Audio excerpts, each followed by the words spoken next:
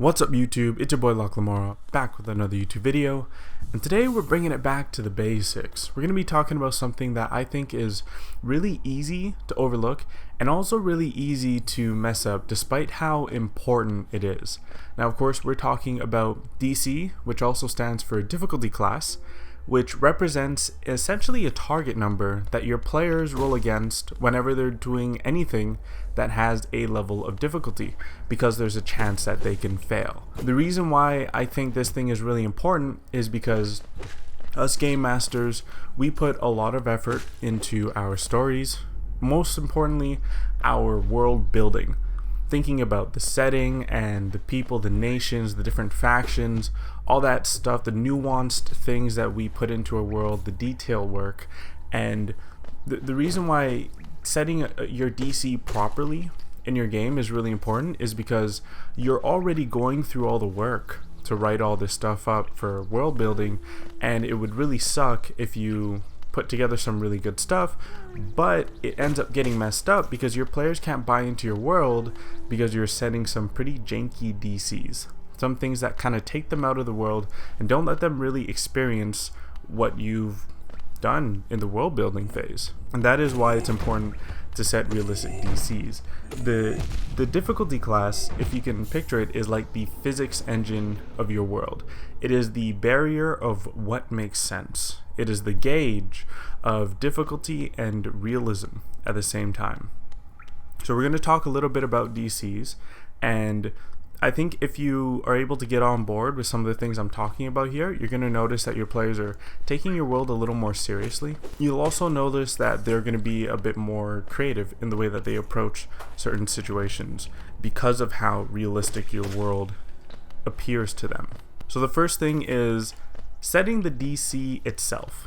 I know that there's a lot of people that try to do things like, 10 to 15 is kind of whatever, 15 to 20 is challenging, 20 to 25 is difficult, 25 to 30 is very difficult, and 30 to 35 is near impossible. I'm talking about 5e numbers here. Pathfinder is a bit different because you add your level onto your proficiency, so numbers can get a bit crazy. I want you to know that anytime you see any guides like that, it's not going to be very helpful for you. It's something that is really just a very, very, very loose guideline. The most I could tell you is that, there is no right answer for DCs. There's really only your opinion, and you know the world. Sometimes your players will be like, what? Why is the DC this? But you know things that they don't know that can contribute to why something is so difficult. You have the whole picture. The players are working with a bit of a limited view. So I would just say when you're setting DCs, the most important thing is to trust your gut. What I can say is that if you're playing 5e and someone rolls below a 10, probably a fail. If something is extremely difficult, something is extremely easy, sometimes you don't even have to ask them for a roll, even if in other circumstances it might warrant a roll. But I guess I'm getting ahead of myself. There's a reason why. We'll get into that later. But below 10, no bueno. For Pathfinder, usually 15 is like the base DC for most things, like treat wounds and stuff like that. I think 13 is probably where you should be aiming for when they're doing anything like recall knowledge. Like, a level 1 character can very easily roll below a 15, I think. So I think 13 is probably the cutoff point where if someone rolls below a 13, is like, no, I probably can't give you anything based off of that. But I want you to, as a GM, think about your player character's progress in the story, your characters, your player's party level, the fact that there's probably that one player that can't seem to roll above an 8. It happens. And maybe how much you really want to throw them a bone because they've been having such a difficult time. I want you to take all those things and I want you to throw that out of the window. DCs have nothing to do with party level. It has nothing to do with how quickly or slowly the game is currently going. Again, the DC is the measure of reality for your game. It is your physics engine. It's the measure of what makes sense. So don't be that type of DM that puts really low DCs when the party's low level and as they get higher level for the same DCs, you just scale them up because now the party's higher level and now they have a chance to get higher DCs. That doesn't make sense. That is reality and immersion breaking. Okay, so we know all of these things, but how do you set that? What number should you go with? I'm trusting my gut, and things aren't really making sense, and I'm not sure where even to start. Okay, well, I got you. Where you should start when you're setting your DC is you should ask yourself, again, first off, how realistic it is for someone to do a certain thing. Like if someone wants to clear a 5-foot gap, that's okay. If they want to clear a 30-foot gap, what are you doing? That sometimes in those cases you might even want to tell your player no. Sometimes telling them no is fine when you hear something that they want to try out and you just know that it doesn't matter what they roll, you can't really see a level of success of that, you can just tell them no. So there are two things to consider, and that is, again, asking yourself how difficult you feel it is, trusting your gut and setting the DC accordingly. Try to separate your party level away from how difficult it is. Something is difficult, it is difficult, and that's just it. When they level up, they'll be able to do those things because their characters will be stronger and have better numbers to be able to tackle those things. And they'll be able to do those easier things a lot easier because, again, they're higher level. But it shouldn't change with their level. That doesn't make sense. Another thing to consider, and this is for social encounters only, is how important this NPC is that they're interacting with, or this creature is. Because interacting with your local urchin is not the same as interacting with a baron, is not the same as trying to convince royalty. In general, even though these characters might have the same stats as commoners, even though they might not be combatants, when it comes to the social world, they should have stats. They should be able to notice when you're lying. They should be good liars. The better, the more important they are. Someone who is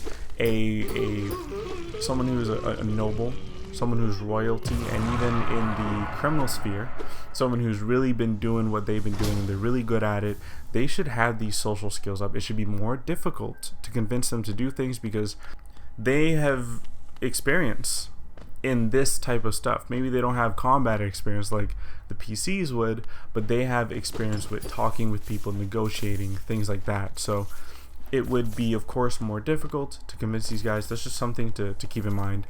Royalty would easily have DCs that are 25 plus. You should not be able to convince a prince very easily when you're level 1. Even if it makes sense, just the fact that you're not a person that's worth respect yet to them can be a factor in why they don't listen to you. It's not always whether you make sense. There's more than just logic when you're trying to convince someone to do things with persuasion, right? Or diplomacy.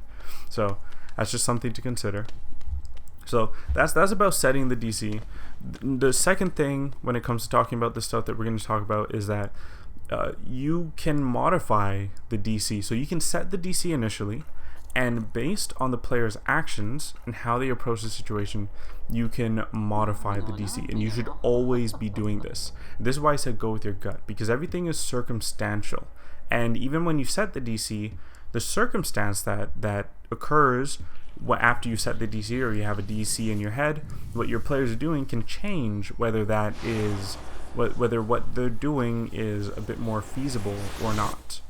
And a way to get your players into modifying DCs, or being able to measure whether you should modify a DC, whether it's easier or more difficult, is by simply asking your player, how do you do X? Or what does doing X look like to you? And based on how they're doing something, it might make you think, you know what?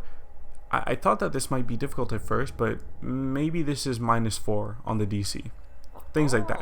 So you change your DCs based on how believable or more difficult it sounds. If your players are making it harder on themselves, then you increase that DC. But if they're doing something that makes you think, okay, this won't be as difficult as I thought, lower the DC. Sometimes you don't change it, but sometimes it'll fluctuate. Modifying DCs is important because, again, this comes back to what I was talking about with the game loop.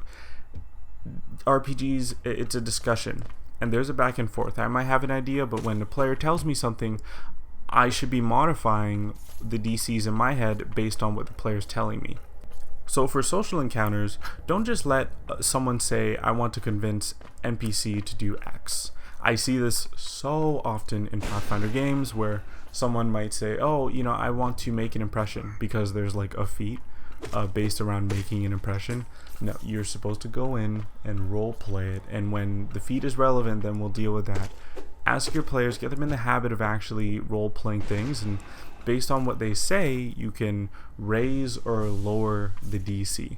Now, I know some people would complain where they're like, players might not be as charismatic as their characters, and to that, I would say I'm sorry, but people can get better. Of course, you can think about whether someone's proficient, how proficient they are if you're playing Pathfinder, whether they're trained, expert, all that stuff, to how that modifies the DC as well. Sometimes that'll make you want to lower a DC, but social encounters is the only thing that the player has complete control over, which is why I think it's important for players to say what they're saying, why it's important for what they're saying to matter. They cannot go in the game and fight for the PC. They can't go in the game and climb a rope. So of course you're going to lean on the character stats more in that situation, but for social encounters, that's completely up to the player. And all this about modifying the DC goes back to what I was saying before, and how it will encourage players to do things creatively.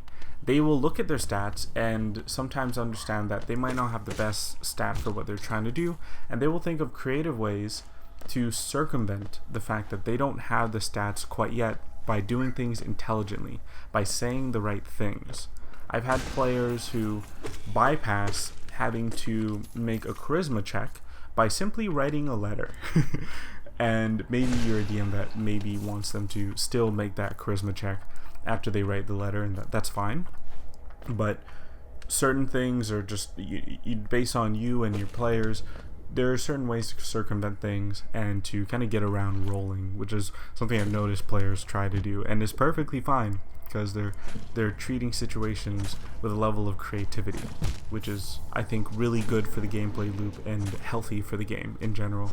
So the third thing and the last thing I think that is important for you to know and just consider for your games is that DCs are incremental. They are not binary.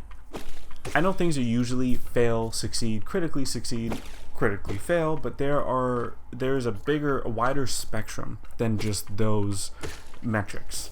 Basically, with this, you're going to be asking yourself, how badly does the player succeed or fail outside of critically succeeding or failing?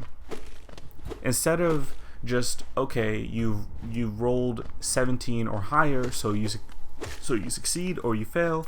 Think of it as a spectrum of you fail and, or you fail but, where you give them possibly the opportunity to try again or remedy the failure. It could be you succeed but, where a player is able to succeed, but they're going to have to do a little more legwork to truly convince an NPC to do something, or it's going to be a bit more difficult. They might need a certain tool, saying things like that. And then there's the yes and. So what we're going to do is we're going to think of a situation. I think a basic one would be something like a social encounter, where players are trying to ask the bartender for information, because for some reason players always ask the bartender for information to them. Keep their ears open. So if a player is trying to get information out of the bartender, they could fail and get kicked out of the bar. they could fail, but the bartender is willing to give them the information if they're willing to fork up the gold. They could succeed, but the NPC fears for their lives, so the player has to think about how to make them safe before they cough up the information. And then they could succeed, and maybe the players end up meeting an NPC that's going to help them even further. Maybe they get more leads on whatever it is they're looking for. Maybe the NPC decides to join them. There's a lot of ways that you can go with the and situation. Basically, when your player rolls 3 below the DC that you set, it could be a fail but scenario. If they roll just a little bit higher than the DC, or they just barely scrape by, they hit the target number right there, it could be a yes but. So think about whether it matters if someone rolls 7 higher or 7 lower. In Pathfinder, I know rolling 10 higher or lower than a DC will be a critical success, but there's a sweet spot between succeeding and succeeding a little more before they get to the critical success. Or you could just treat the critical successes as the yes and critical failures as the fail and.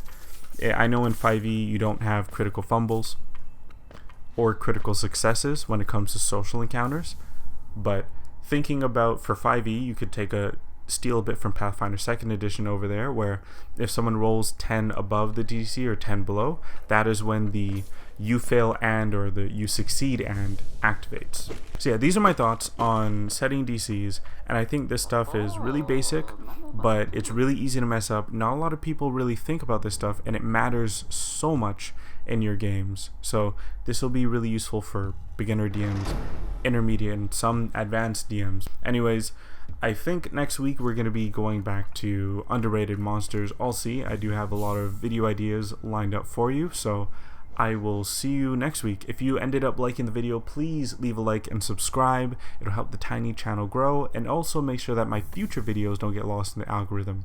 I'm Lachlan, and I will see you next week.